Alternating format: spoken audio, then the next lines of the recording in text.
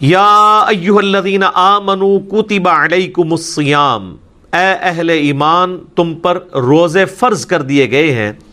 کما کتب علی الذین من قبلکم لعلکم تتقون، جیسا کہ تم سے اگلی امتیں جو گزر چکی ہیں، جو تم سے پہلے گزر چکی ہیں، ان پر فرض کیے گئے تھے تاکہ تم تقوی کی روش اختیار کر سکو۔ حصول برکت کے لیے میں 2-3 حدیثیں بیان کر دیتا ہوں۔ بخاری اور مسلم دونوں کی حدیث ہے کہ نبی صلی اللہ علیہ وآلہ وسلم نے فرمایا جب رمضان کا مہینہ آتا ہے تو اللہ تعالیٰ جنت کے دروازوں کو کھول دیتا ہے اور جہنم کے دروازوں کو بند کر دیتا ہے، اور سرکش شیاطین کو قید کر دیتا ہے۔ تمام شیاطین نہیں، سرکش شیاطین۔ ایک اور حدیث ہے، نبی الاسلام نے فرمایا، یہ بھی حدیث بخاری و مسلم دونوں میں ہے، کہ رمضان المبارک میں اللہ تعالیٰ نیکیوں کا ثواب آلموسٹ 10 گنا سے 700 گنا تک بڑھا دیتا ہے،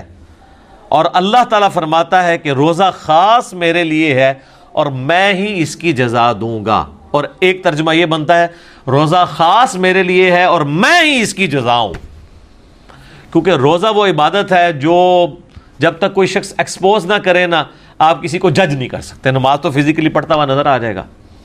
تو روزہ ایک ایسی عبادت ہے جو خاص میرے لیے ہے اور میں ہی اس کی جزا دوں گا۔ بخاری مسلم میں ایک حدیث یہ بھی موجود ہے، نبی علیہ السلام نے فرمایا کہ ایک جنت کا دروازہ ہے جس کا نام ہے الریان، وہ خاص ان لوگوں کے لیے ہے جو رمضان مبارک کے روزے رکھنے والے ہیں، کہ وہ اس دروازے سے داخل ہوں گے۔ پھر بخاری اور مسلم کی ایک اور حدیث ہے، نبی علیہ السلام نے فرمایا جس نے ایمان اور احتساب کے ساتھ رمضان مبارک کے روزے رکھے، ایمان اور احتساب یعنی ایمان کے ساتھ اور احتساب ہے اصلاح نفس کی کوشش پلس ثواب کی نیت خالصتاً اللہ کے لیے، تو اللہ تعالیٰ اس کے پچھلے سارے گناہ معاف فرما دے گا۔ جس نے ایمان اور احتساب کے ساتھ رمضان مبارک کی راتوں کا قیام کیا، اللہ تعالیٰ اس کے پچھلے سارے گناہوں کو معاف کر دے گا۔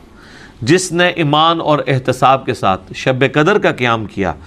اسے پچھلے سارے گناہ اللہ تعالیٰ معاف کر دے گا۔ اور یہ میں نے سب سے آسان طریقہ اس میں بتایا کہ آپ ایٹ لیسٹ عشاء اور فجر کی نماز کا اہتمام کریں کہ کوئی رکعت فوت نہ ہو۔ صحیح مسلم میں حدیث ہے، ایک تابعی کہتے ہیں میں مسجد میں بیٹھا تھا، مسجد نبوی کے اندر، حضرت عثمان غنی رضی اللہ تعالیٰ عنہ علیہ السلام کا دور تھا، تو مغرب کی نماز کے تھوڑی دیر بعد حضرت عثمان مسجد میں آ گئے، اور مجھے انہوں نے کہا کہ بیٹا میں نے نبی علیہ السلام سے یہ خود سنا تھا کہ جو شخص عشاء کی نماز جماعت سے ادا کر لے گویا اس نے آدھی رات کا قیام کیا، اور جو فجر بھی جماعت سے پڑھ لے گویا اس نے پوری رات کا قیام کیا۔ تو یعنی وہ بتانا چاہ رہے تھے کہ میں عشاء کی نماز سے اتنی دیر پہلے مسجد میں اس لیے آ گیا ہوں تاکہ عشاء کی جماعت چھوٹے نہ۔ آج کل تو مشکل نہیں ہے کیونکہ ہم لوگ تو رات کو سوتے ہی 12 بجے کے بعد ہیں، ان زمانوں میں لوگ بڑے جلدی سو جاتے تھے،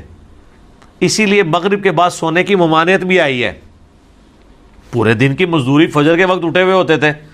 عشاء اتنی مشکل ہو جاتی تھی، اسی لیے تو ہے بخاری مسلم میں کہ منافقین پہ 2 نمازیں بھاری ہیں، فجر اور عشاء کی، اور خصوصاً عشاء کے لیے بھی آیا بخاری مسلم میں کہ اگر یہ جان لیتے تو اپنے سرین کے بال گھسیٹتے ہوئے آتے ہیں مسجد کے اندر۔ اور فجر کے بارے میں سنن نسائی میں آیا کہ میرا دل کرتا ہے ان لوگوں کے گھروں کو آگ لگا دوں جو مسجد میں نماز نہیں پڑھتے، فجر کی نماز کے بارے میں بھی۔ اور بخاری مسلم میں یہ الفاظ جو ہیں وہ عشاء کی نماز کے بارے میں بھی آئے۔ تو آج کے زمانے میں آپ ذرا عشاء کو نہ قیاس کریں، آج کل تو عشاء سب سے آسان ہے ہماری نمازوں میں، کیونکہ ہماری جو روٹین ہے لائف کی وہ بدل چکی ہوئی ہے، اس لیے ہم اس تکلیف کا احساس نہیں کر سکتے جسے صحابہ کرام گزرے ہیں۔